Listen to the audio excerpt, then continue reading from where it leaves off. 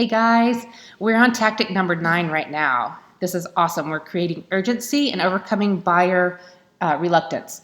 There's a myth out there that some buyers buy into, and they think that they can time the market to get the greatest deal. And what that does is make buyers feel like they have all the time in the world to get a deal done. They're just going to wait for the greatest thing to come along. And what happens is they missed a really good or the best deal that they're going to see, actually. So we want to make sure they don't fixate on that, and that clouds their common sense way of thinking. So we need to let them know that timing the market is not as favorable as being in the market and watching the timing come to you. And what that means is our buyers need to be actively participating in the market. We need to be sending them what's going on in our industry on a routine basis so that when things change, they can make the best decision for themselves with your guidance. So historically, paying attention to the market and buying a really great or the best opportunity doesn't necessarily mean you've bought at the greatest dip or sold at the highest high, but it does mean you've made a very, very good, solid choice. We really only know when something gets at the absolute top when it starts coming back down, right? And vice versa. So logic says that you can't predictably time the market to sell at either of those times.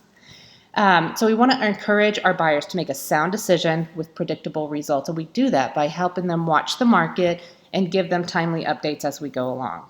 We want to focus on the people willing to buy right now rather than the ones willing to buy in the future or that are wishy-washy, mainly because our time and resources are so tight right now. We've cut in the past. We're trying all different ways and new ways to be impactful and in the faces of our clients. And so we need to focus on those willing to purchase right now. That doesn't mean we're not going to focus on the people that aren't willing to purchase right now or need to wait. We're going to put them on our drip campaigns or reach out to them on a routine basis. But we need to look at yes and no. There's no room for gray here because this is what we need to focus on if we're going to feed our families, right? And keep our business afloat. So we need to help them have the confidence and clarity to become that willing buyer if we don't have them already in our pipeline. Okay, so we do this in 3 different ways.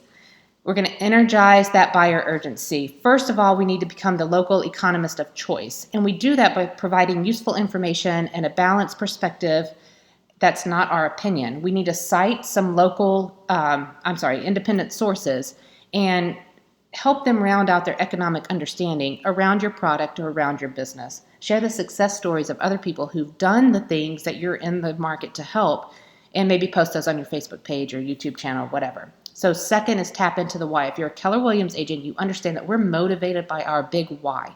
What gets us out of bed in the morning and what gets us to work and to excel. And we need to tap into that with our buyers, starting at the very beginning and taking it all the way to the end of our transaction with them. And what we find is that we are able to help them make the best decision for them, their family, and their circumstances when we know what really motivates them. And then finally, we're going to overcome the buyer reluctance by what we just talked about, keeping them in the market, understanding their motivation, and help them not cave into their sense of it might be better to wait, or I'm going to time the market and get the greatest deal ever. So it's that education piece along the way. I hope you're doing great in your business, and I look forward to all of my friends that are going to join me at Bold next week.